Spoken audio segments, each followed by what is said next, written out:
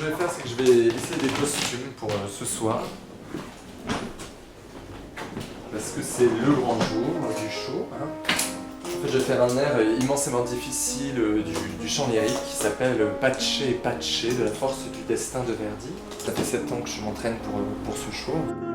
J'ai dû travailler très dur parce qu'il y a vraiment des suraigus très durs à avoir et c'est un morceau éminemment difficile que même les grandes sopranos dramatiques du monde ne passent qu'en fin de carrière.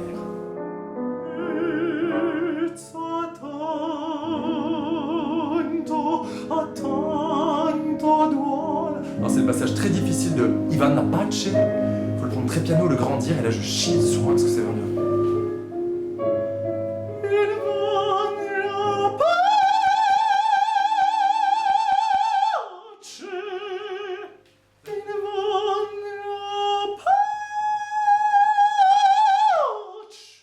Là je le craque. Là je l'ai eu mais je l'ai pas eu piano, sinon je ferais...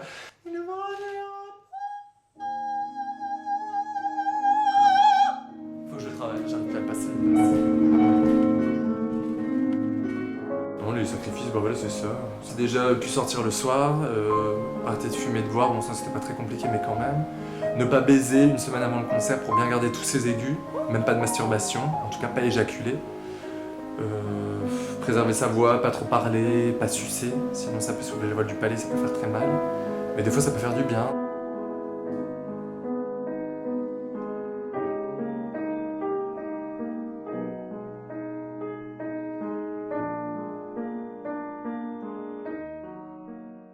Mais parce que toutes les prestations sont importantes. On travaille des heures, nous, chanteurs lyriques, et des années pour, comme en patinage artistique, 1 minute de prestation. Et si on a raté un aigu, si on a raté un legato, si on a chanté faux, c'est vraiment très dur parce que c'est en 1 minute que tout se joue. Et en 1 minute, tu sais jamais dans la salle qui est là, qui est en train de t'écouter. Il peut très bien y avoir un agent, un directeur d'opéra, un chef d'orchestre. Et ça, par contre, c'est très très important. C'est pour ça qu'il faut toujours être au top et prêt, pas à 100%, pas à 150%, à 200%.